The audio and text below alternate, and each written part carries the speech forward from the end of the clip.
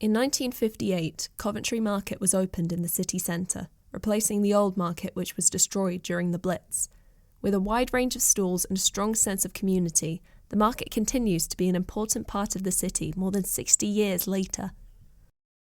In this episode, I talked to Chris, the owner of Retrophonics, a retro audio repair shop.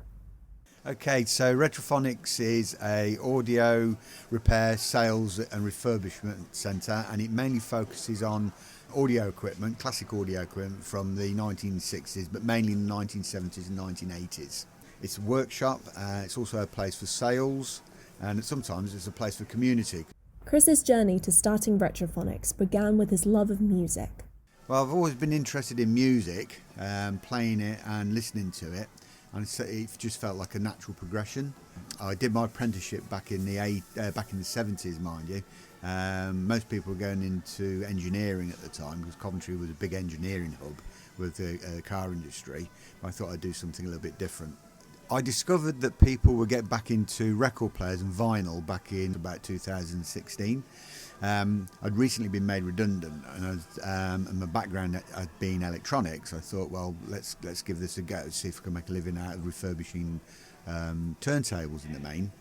What I found though was that the conversations I had with people who were interested in buying something had actually got equipment at home that didn't work.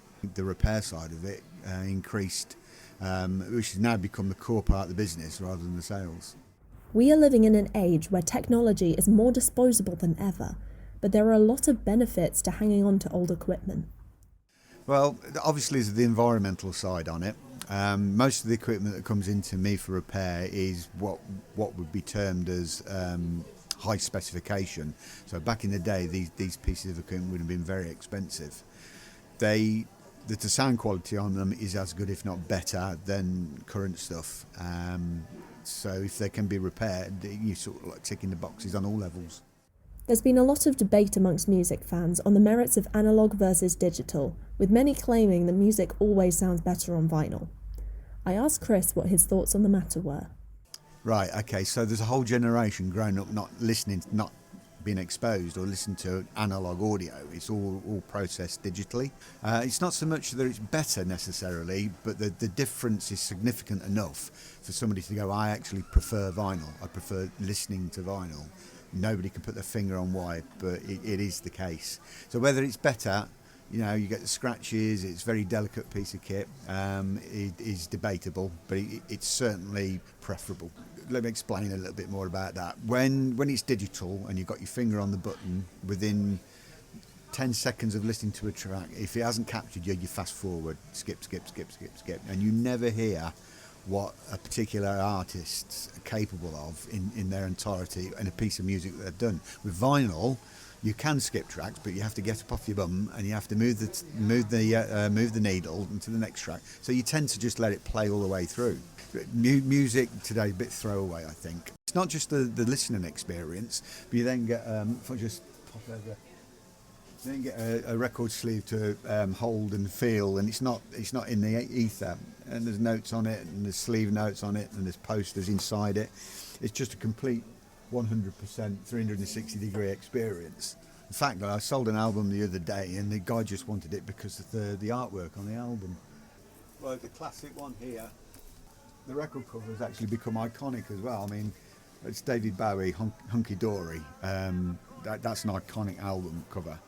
But you obviously with streaming and media and stuff that's on in the cloud and all the rest of it, you don't get that.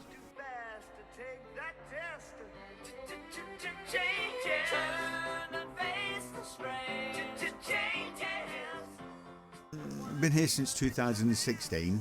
It hasn't really changed a lot in its entirety. For my part, I originally started here refurbishing and selling, but now the core business is repairs, so that's the major change for me.